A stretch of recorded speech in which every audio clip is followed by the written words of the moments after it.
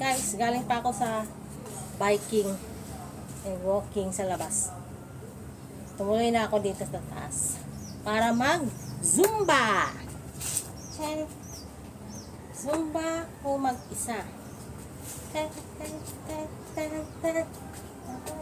Tuloy ang exercise.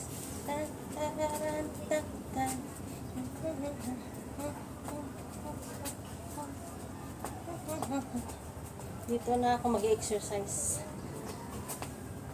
Maganda dito sa may bayabas. Ang daming bayabas, guys. Kapitbahay yan.